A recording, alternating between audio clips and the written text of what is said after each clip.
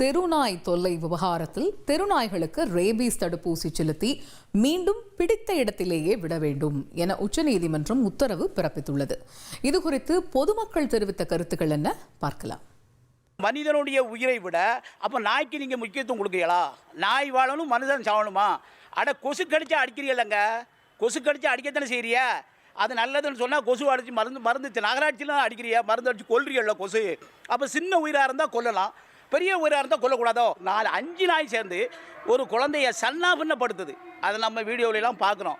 இதெல்லாம் என்ன செய்யணும்னு சொன்னால், ஒரு மொத்தத்தில் உயிருக்கு தீங்கு வைக்கக்கூடிய நீங்கள் விஷ ஊசி போட்டு கொல்லணுமே தவிர அது வாழ்வதற்கல்ல. இப்போ நாயை ஒரு சில வீடுகளில் வளர்க்குறாங்க.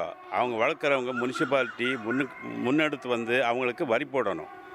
அது வரி போட்டால் அந்த நாயினுடைய இதுகள் தன்மைகள் ஓரளவுக்கு குறையும்.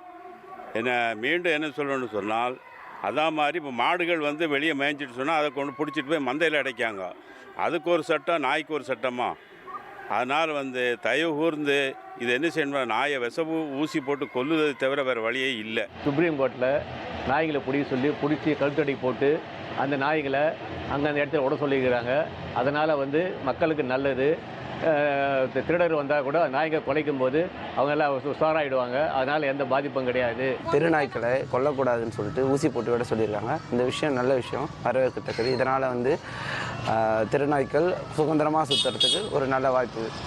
இது அடைச்சி வச்சு எதுவும் கொடுமைப்படுத்தாமல் இருக்கிறதுக்கு இது ஒரு நல்ல விஷயம். இதை நாங்கள் வரவேற்கிறோம். சுப்ரீம் கோர்ட் முதல்ல டாக்ஸ் எல்லாம் ஷெல்டர் போடுறான்னு இருந்தாங்க.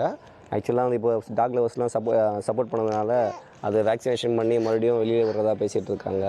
ஆக்சுவலாக இது நல்ல விஷயந்தான்.